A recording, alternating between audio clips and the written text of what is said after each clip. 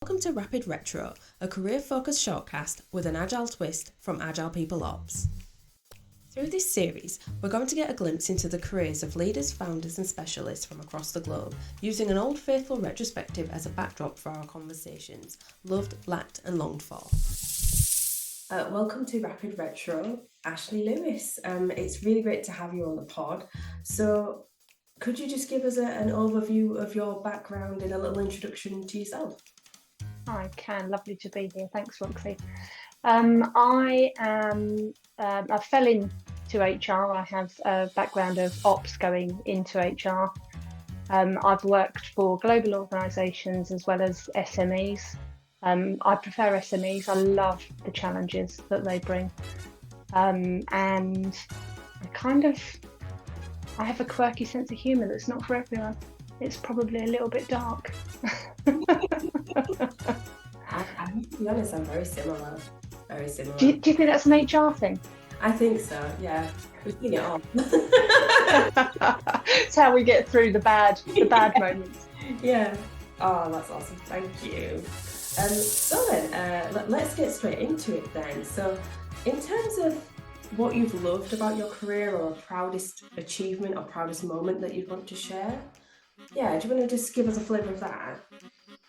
So I guess for that, one of the easiest things for me to do would be to go through, I saved X amount through this initiative or quote some HR KPIs. But realistically, my proudest achievements are every single email or LinkedIn message or contact I get from people who I've helped. Those are the things that, unless they become a kind of recommendation on LinkedIn or something like that, those are the things that other people don't see.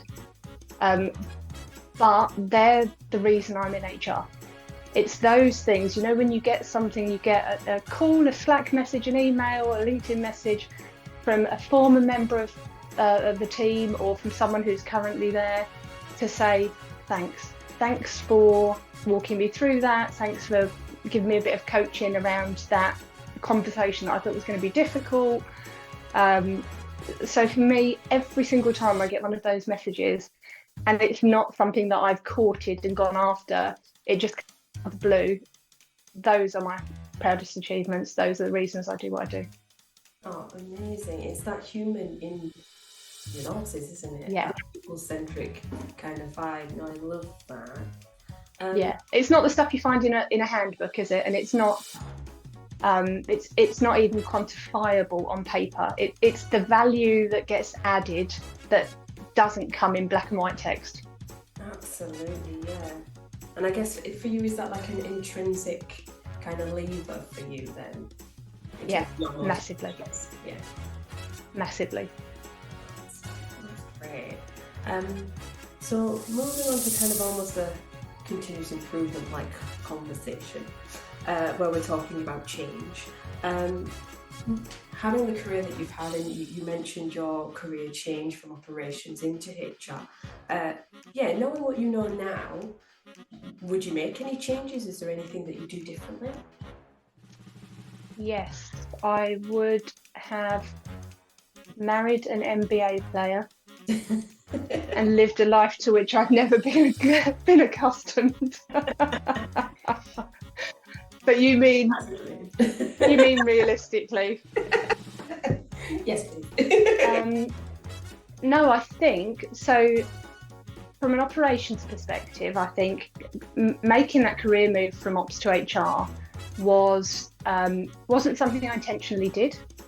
Happened because I was working for an SME and we had a problem with a team member.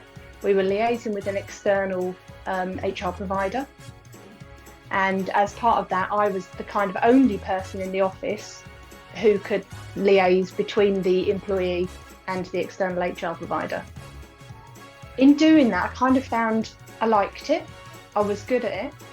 I wanted to know a little bit more, so I started to kind of look into it, and then I did my CIPD level 5.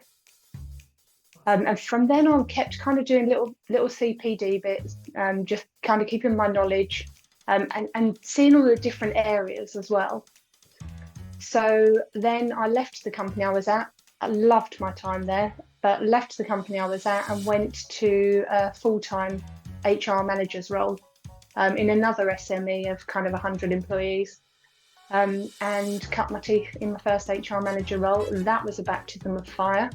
There were so many things I learned there.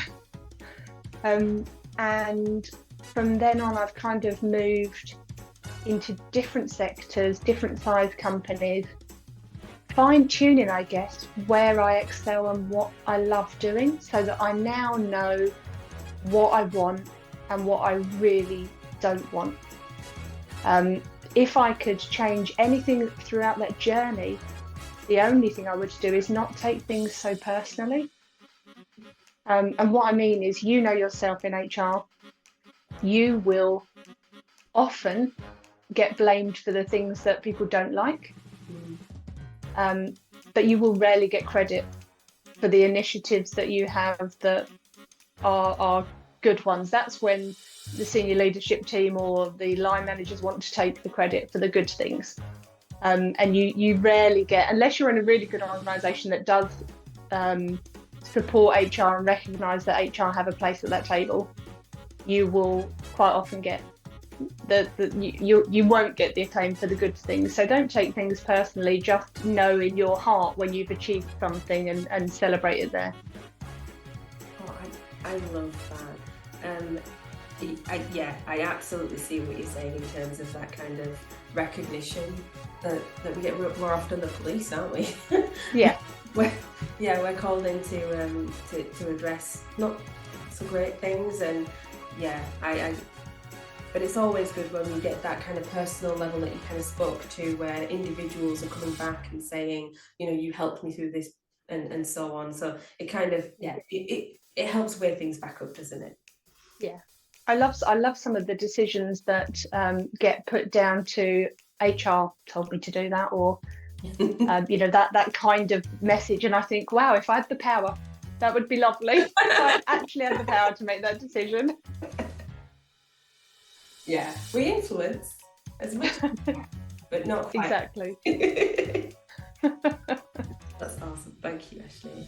And just on the final question then, so you've had a very rich and diverse kind of career, moving into different sectors and things like that. So how else would you add more value and fulfillment to your work life, like going forward? You mentioned you know what you want now.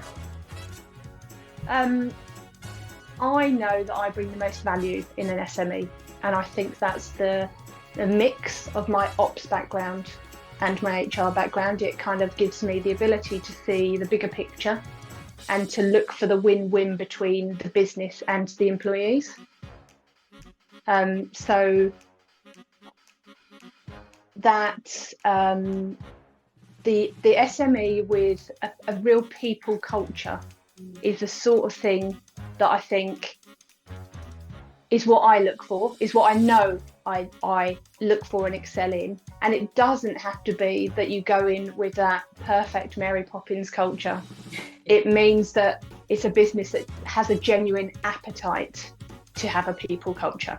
It's not just that they want to put words on their website that represent their values. It's about them genuinely wanting to embrace a people culture. Because that's where you can make the most difference, right? If people are on board, they don't have to have it in place. They just need to really want it, and not just to want to speak of it. Absolutely. I think you touched on a really interesting point there, because I think that's where you come in with that empowerment piece that's often in that agile HR space, where you are providing the transparency for people, you're enabling them to come to their own decisions. So HR didn't actually tell you, it was a collaborative kind of co-creation of whatever kind of practice or policy to really enrich that people-centric culture. No, I really love that. Thank you. So it won't be a podcast without an extra little question. If you could you give one little bit of advice maybe for somebody who is following your path, are thinking about moving into a HR career from potentially ops or a different kind of space? Build networks. Yeah. Build networks in two capacities. So the networks around me, if you're going into HR, build a strong HR network of HR network professionals who have similar values to you, who you trust and who think like you. And I don't mean they have to think exactly like you, because you want those differences. I am so privileged to have a really strong network around me, that I can either, one lady I go once a month for a 3-hour walk. There's cake and coffee in the middle of that. Nice. She's also in HR, so we kind of just bounce ideas off of each other and discuss things. And then other people, Julie Smith, Sally Mitchell, who I met at the beginning of the pandemic through LinkedIn, have become people that will hold me to account, who will give me advice, who will support me, and I'll reciprocate. But also professional connections through the likes of LinkedIn. You know, it's such a mine of really useful information, but also people like John Amici, Lee Chambers, people whose values align with yours, but again, who challenge your thinking, who make you go into that uncomfortable space that is, well, that's what I've always thought, and that's what I've understood and grown up with, but actually, is that right? I love surrounding myself with people that make me think or challenge differently, as opposed to just up for an argument. That doesn't wash for me if there's no balance. So yeah, build connections, build networks and connections. Absolutely bang on. There was a conversation on LinkedIn just this week in regards to, you know, why do people join LinkedIn? Is it the learning element? Is it the networking? And actually, they kind of overlap, don't they? You've got more access to, and you mentioned a couple of thought leaders, you know, your John Amicis, for example.